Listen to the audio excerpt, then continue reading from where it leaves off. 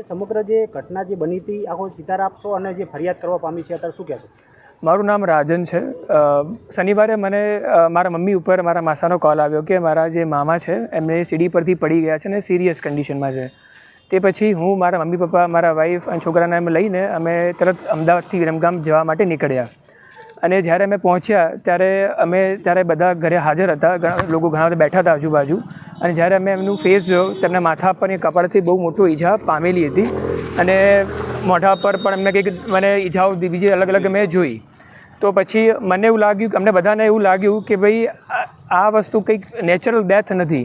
સીડી પરથી પડી ગયા હોય ત્યારે કોઈ વ્યક્તિને આટલી હદે વસ્તુ વાગે નહીં એમ. તો અમે પીએમની માંગણી કરી. અમે 112 નંબર પર કોલ કર્યો, 100 નંબર પર કોલ કર્યો અને પછી અમે બધા પોલીસવાળા ભાઈ હતા જે ત્યાં આવ્યા, પહોંચ્યા અને એમને બધી સમગ્ર જે બધી એમને માહિતી એમને આપી કે આ વસ્તુ અમને લાગે છે કે આ નેચરલ ડેથ નથી, અમને કંઈક શંકા છે. તો એ બહાને પછી બધા અમે ત્યાં ગાંધી હોસ્પિટલ પહોંચ્યા અને ત્યાં ગાંધી હોસ્પિટલમાં પહોંચીને પછી પોસ્ટમોર્ટમ રિપોર્ટમાં એમને ત્યાં ચાલુ કરેલું કાંઈ. પછી અમને ત્યાંથી માહિતી મળી કે તમારે હવે અસારવા સિવિલમાં જવું પડશે. અને અસારવા સિવિલમાં અમે રાત્રે લગભગ 3 વાગે અમે અમદાવાદ પહોંચ્યા અને પછી સવારે લગભગ એમને 9 વાગે અપ્રોક્સ એ લોકોએ લગભગ પ્રોસેસ ચાલુ કરી પોસ્ટમોર્ટમ ચેક કરવાની. પછી અમને 11 વાગતા આસપાસ અમને ડૉક્ટરે અને મને જણાવ્યું કે એમના પર એક તીક્ષ્ણ હથિયાર કાં તો બોથલ પદાર્થથી એમને મારવામાં આવ્યો છે, જેથી એમને ગળું દબાવવામાં આવ્યું છે અને શરીર પર બીજી ઘણી બધી હાથે પગે ઈજા વધારે થઈ છે. તો આ કંઈ સીડી પર પડવાથી મોત થયેલ નથી.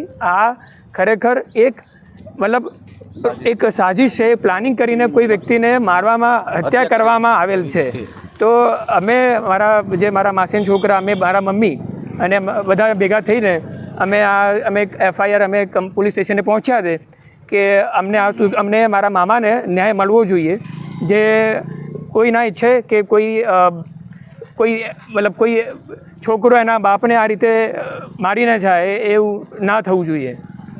તો કેટલા દિવસથી કોઈ કારણ હતું કે શું હતું મારવાનું કારણ શું હતું?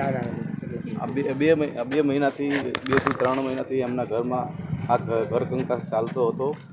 એના કારણે મારા મામાએ મને એવું બોલેલા કે ભાણા મને મારી જિંદગી મને મારી નાખવાનું ફૂલ પ્લાન ચાલે છે આમનું બધું. મારા મામા મારા ઘરે 7 દિવસ રોકાણા અને મારા મામાએ એવું કીધું કે ભાણા મને મારી નાખવાની ફૂલ સાજિશ છે, હું આમ નથી, મને આમનાથી બહુ બીક લાગે છે, મને બહુ ડર લાગે છે. પછી મેં મામાને એવું કીધું, મામા ડરવાની કંઈ જરૂર નથી, ઘરમાં આવું ચાલ્યા કરે, ઘર કંકાસ ચાલ્યા કરે.